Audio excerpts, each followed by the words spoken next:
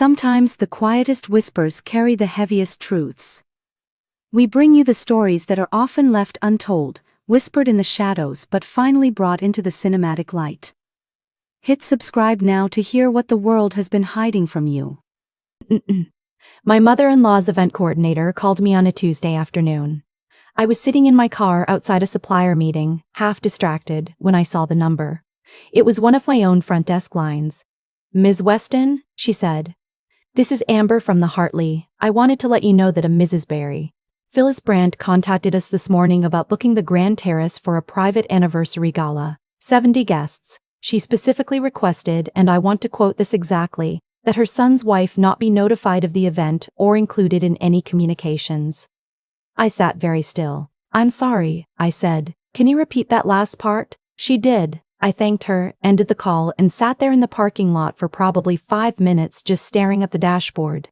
Because here's the thing. The Hartley isn't just a venue I use sometimes. It's mine. I own it. I own the event coordination company that manages it. I own the florist that does all the table arrangements. I own the photography studio that handles every event there. My name isn't on the signage. It's a brand name, not my last name.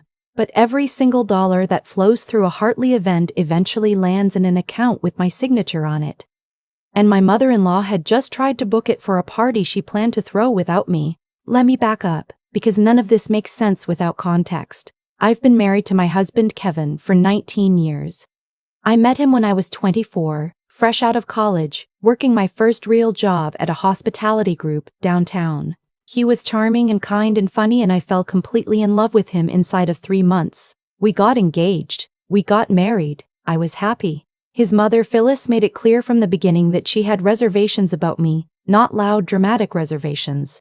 That would have almost been easier. Hers were the quiet kind, the small comments, the polite smile that didn't reach her eyes, the way she'd ask Kevin about his week and barely glance in my direction when I answered for myself. She was never openly rude. She was just permanently, consistently making it obvious that she didn't think I was quite right for her son. Kevin's family had a very specific idea of what his life was supposed to look like. His mother had grown up with money, lost most of it, spent her entire adult life clinging to the image of it. She wanted Kevin to marry someone from a certain kind of family, someone with a certain kind of family, someone with a certain kind of pedigree. I was from a working-class household in western Pennsylvania. My parents were good people. They just weren't the people Phyllis had imagined. For the first few years I tried. I really did. I learned her preferences. I remembered her birthday and her sister's birthdays and the anniversary of her husband's passing. I brought the right wine to Sunday dinners. I asked about her garden. I laughed at her stories. None of it mattered, because she had decided before she even met me, and nothing I did was going to change that verdict. Kevin knew. He wasn't oblivious. But he had spent his entire life managing his mother's emotions, and somewhere along the way he had learned that the path of least resistance was always to smooth things over, to say she means well, to change the subject. He loved me. I knew that. But he also couldn't bring himself to confront her, not really, not in a way that would have actually changed anything. And after a while I stopped asking him to. What I did instead was work. I had always been good at the hospitality side of things. The logistics, the relationships, the detail-oriented planning that makes an event feel effortless. I started freelancing on the side while I kept my day job. Then I quit my day job.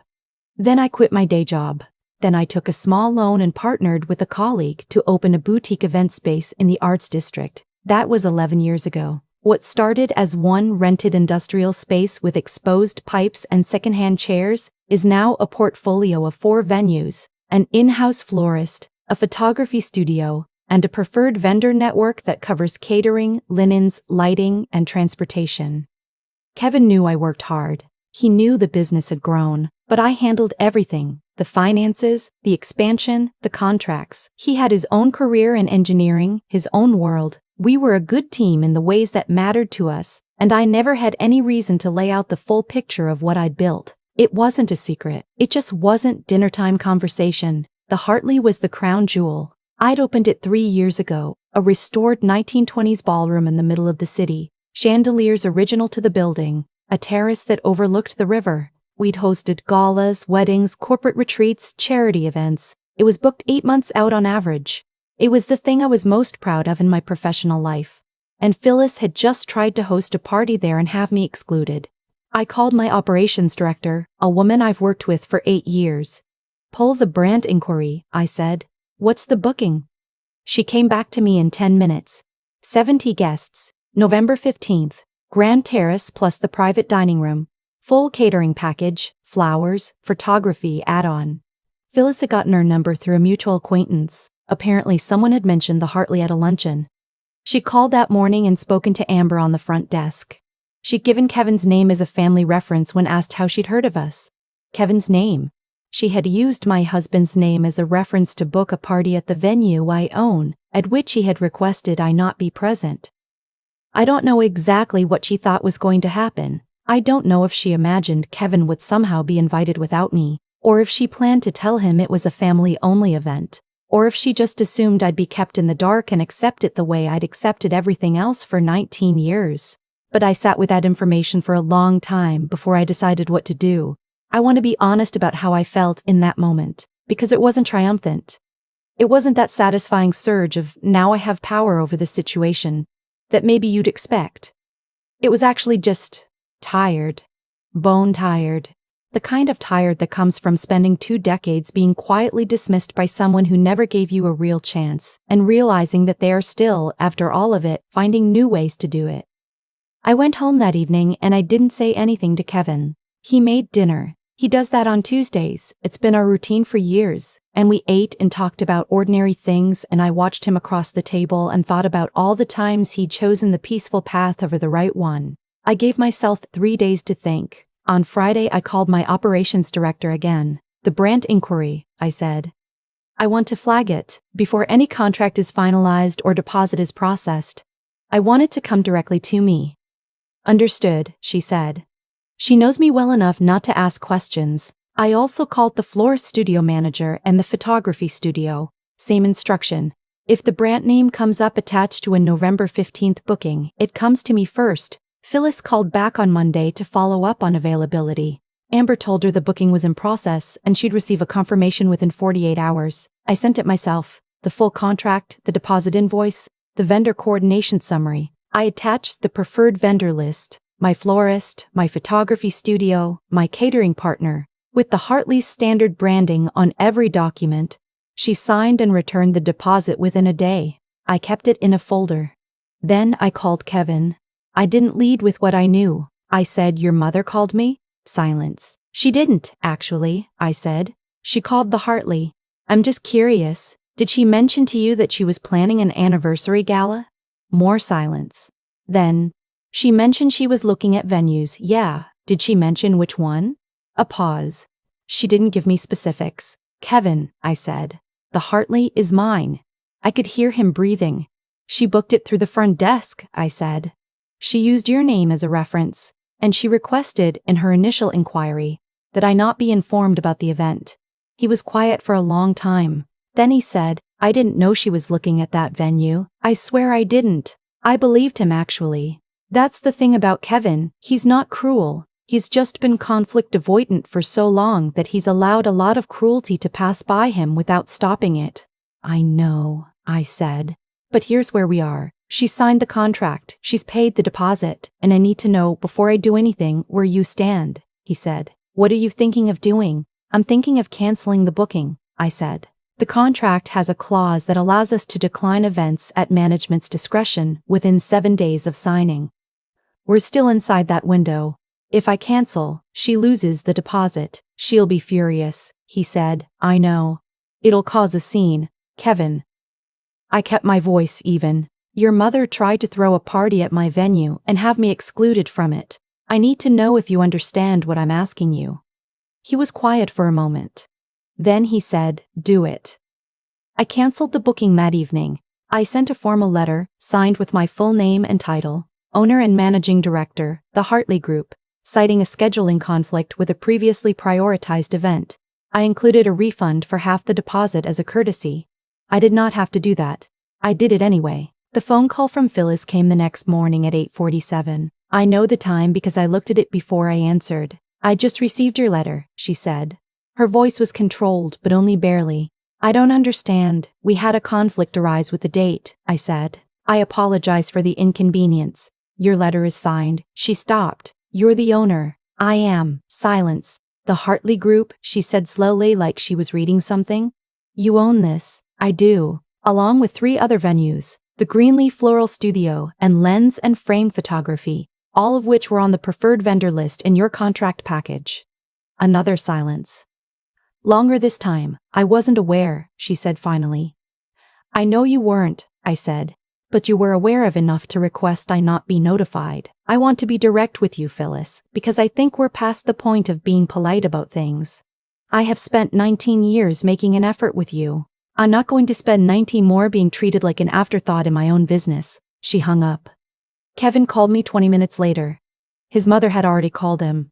He said she was upset. I said I understood. He was upset? I understood.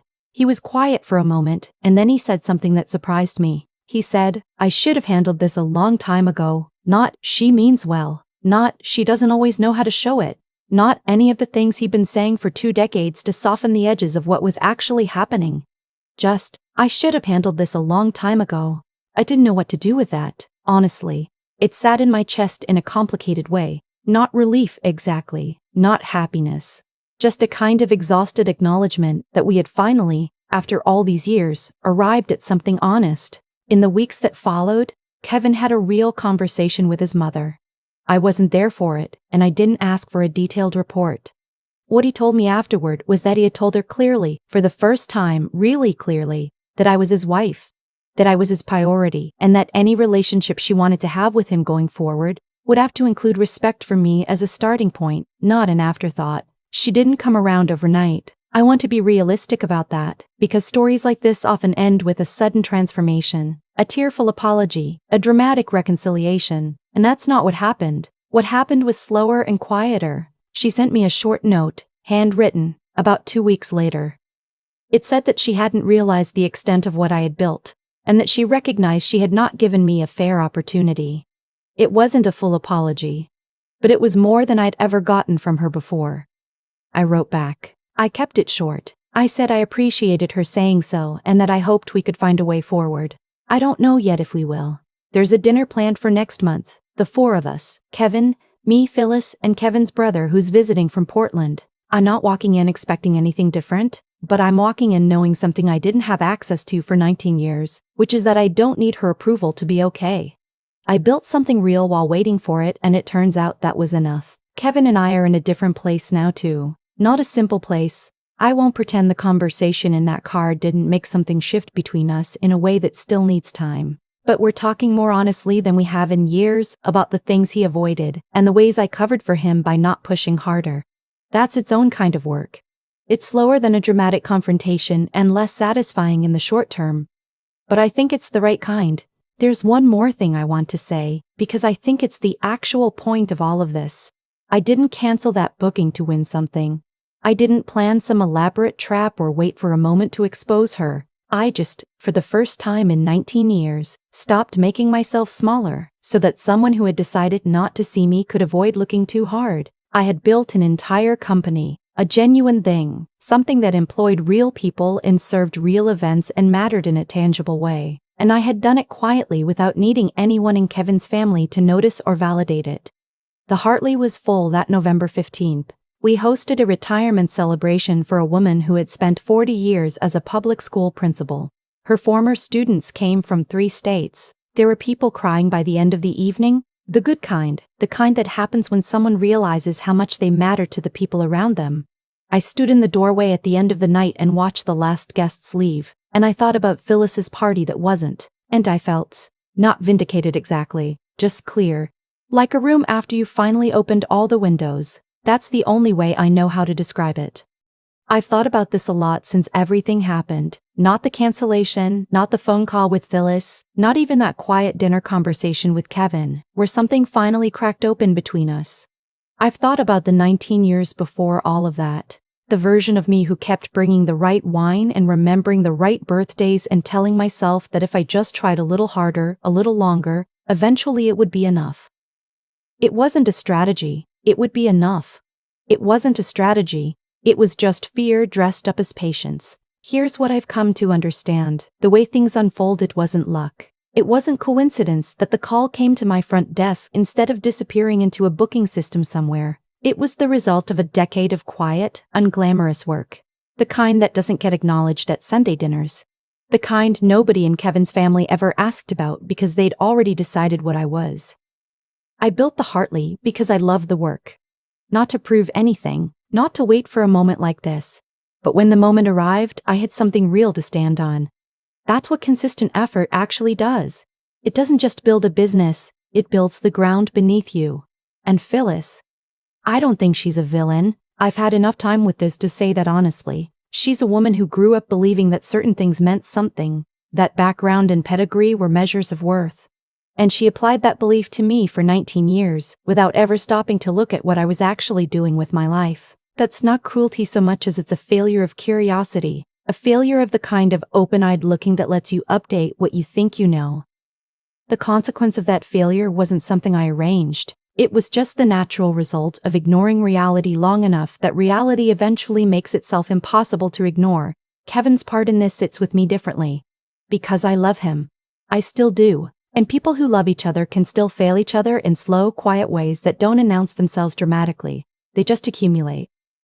Every time he said she means well instead of saying that was wrong and I won't allow it again, something small eroded. Not between us, not exactly, but in him. In his own sense of what he was willing to stand for. What I saw in him after all of this, the version of Kevin who called his mother and said something real for the first time, that person was always in there. He just needed to find out what it cost to stay quiet one more time. I don't have a tidy conclusion about what any of this means. I just know that the things I built when no one was watching turned out to be the most important things. The self-respect I maintained when I could have kept shrinking turned out to matter. And the moment I stopped waiting for someone else to decide I was worth something, that was the moment everything actually changed. Not because of what I canceled. Because of what I had already become by the time I had to decide.